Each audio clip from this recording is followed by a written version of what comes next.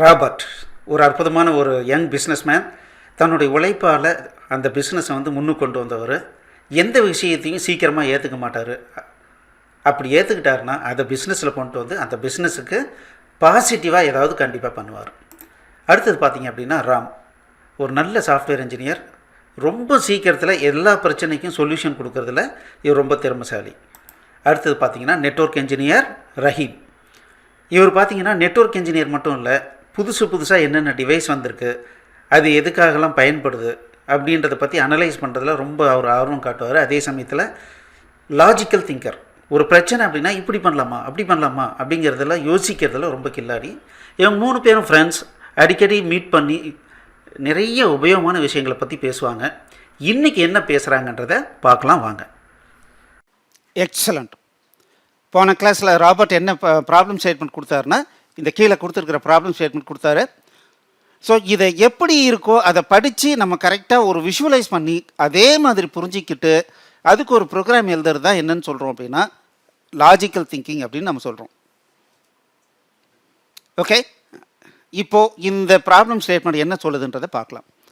Taunting rooms, அதாவது பயங்கரமான அறைகள்னு வச்சுக்கலாம், பயமுறுத்துகிற அறைகள். ஆஃப்டர் பிகமிங் ஃபேமஸ், ரொம்ப பிரபலமான வாட்டி, த கோட்பாட்ஸ் அப்படிங்கிற ஒரு குழு decided to move into a new building together. ஒரு புது பில்டிங்க்கு போகலாம்ப்பா, ஒட்டுக்கா புது பில்டிங்க்கு போகலான்னு முடிவு பண்ணுறாங்க.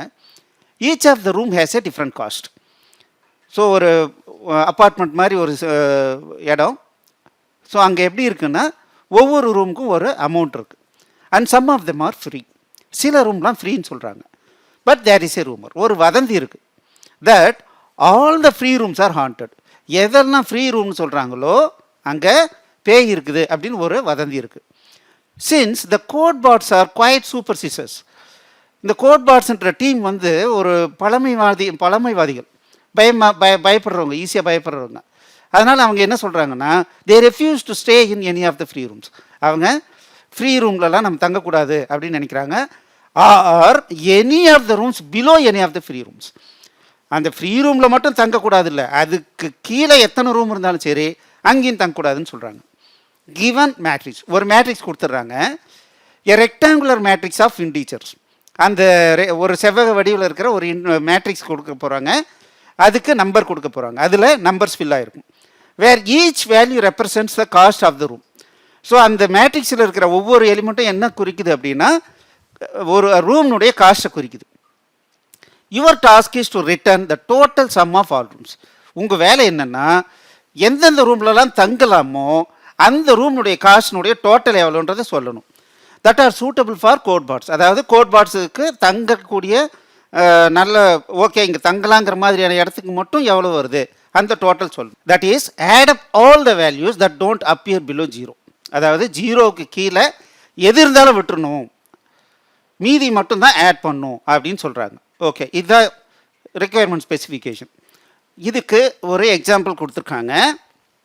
இப்போ பார்த்தீங்க அப்படின்னா, ஸோ 0 1 1 2, 0ங்கிறது கோஸ்ட், 0 1 1 2, அதுக்கப்புறம் 0500 0500 2033 2033. அப்போது இதனுடைய இப்போ கோட்பாட்ஸ் தங்கக்கூடிய ரூம்லாம் எது, அதுக்கு என்ன காஸ்ட் வருதுன்னு கண்டுபிடிக்கணும். த அவுட்புட் ஷுட் பி 9. ஸோ இந்த மாதிரி இன்புட் கொடுத்தாங்கன்னா அவுட்புட் என்ன கொடுக்கணும், 9. எப்படி 9 வந்துச்சு, இந்த இடத்துல கோஸ்ட் வந்துருச்சு, இதுக்கு கீழே எங்கேயுமே தங்க முடியாது, அப்போ இதை விட்டுணும். இங்கே இருக்குது இங்கே இருக்குது, அப்போ 1 5 6, இங்கே தங்க முடியாது. இங்கே 1, இங்கே கோஸ்ட் வந்துருச்சு, அப்போ இது கீழே எங்கேயுமே தங்க முடியாது. அப்போ 1 5 1, இங்கே 2 இங்கே தங்கலாம். ஆனால் இங்கே கோஸ்ட் வந்துருச்சு, இது கீழே எங்கே தங்க முடியாது. அப்போது 1 5 1 2 இதை கூட்டினோம்னா 9. ஸோ இதுக்கு எப்படி ப்ராப்ளம் சால்வ் பண்ணலாம் அப்படின்னு சொல்லி பிளான் பண்ணுறாங்க ராமும் ரஹீமும். ஸோ அவங்க என்ன அல்டிமேட்டாக என்ன ஒரு பிளானுக்கு வராங்கன்னா, நம்ம மேட்ரிக்ஸ் சைஸுக்கு நம்ம ஒரு டெம்பரரியாக ஒரு அரேவை உருவாக்கிக்கலாம். அதில் எந்தெந்த காலத்துலலாம் 0 வருதோ அப்போது ஏற்கனவே 0வை ஃபில் பண்ணிவிட்டு எப்போல்லாம் 0 வருதோ அப்போ இதை 1ன்னு மாற்றிக்கலாம் அப்படின்னு பிளான் பண்ணுறாங்க. சப்போஸ் இதில் இங்கே ஸ்கேன் பண்ணும்போது 0 வந்துச்சா, இதை 1ன்னு மாற்றிக்கலாம். அப்போது இங்கே 0 1 1 2 இந்த லைனை ரீட் பண்ணுற வரைக்கும் இது 1 மட்டும் 1ன்னு மாறும், மற்றதெல்லாம் 0ன்னு இருக்கும் அப்படின்னு பிளான் பண்ணுறாங்க. சரி, இது எப்படி கோடிங் பண்ணியிருக்காங்க அப்படிங்கிறத பார்க்கலாம். ஸோ இப்போ பார்த்தீங்கன்னா நமக்கு மேட்ரிக்ஸ் இங்கே இருக்குது.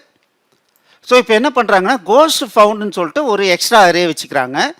இப்போது ஒரு ஃபார் லூப், நெஸ்டட் லூப் இருக்கிற மாதிரி ஒரு லூப்பிங் கிரியேட் பண்ணியிருக்காங்க.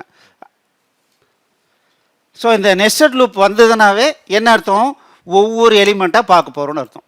அப்போது அந்த எலிமெண்ட்டை பார்க்கும்போது 0 வந்துருச்சான்னு பார்க்குறேன். 0 வந்துருச்சுன்னா கோஸ்ட் ஃபவுண்டில் போயிட்டு அந்த காலத்தில் 1ன்னு செட் பண்ணிக்கிறேன்.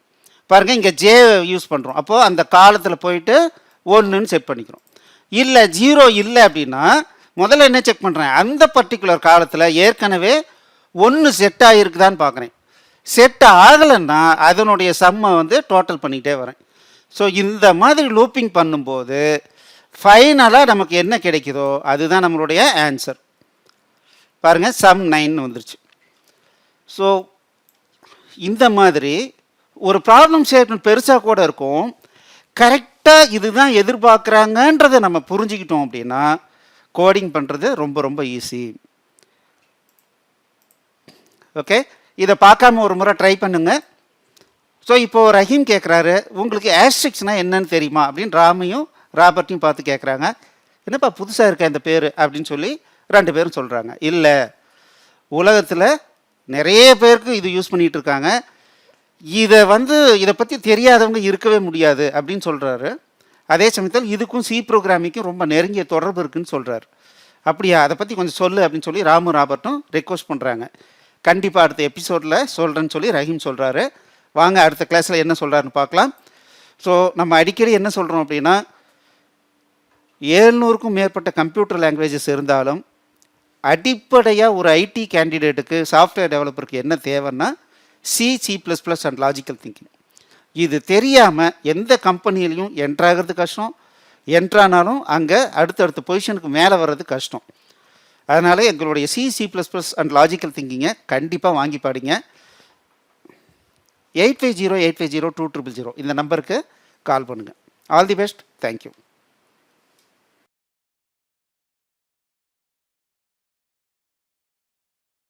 இந்த வீடியோ உங்களுக்கு பிடிச்சிருந்ததுன்னா எங்களுடைய யூடியூப் சேனலுக்கு முதல்ல சப்ஸ்கிரைப் பண்ணிக்கோங்க.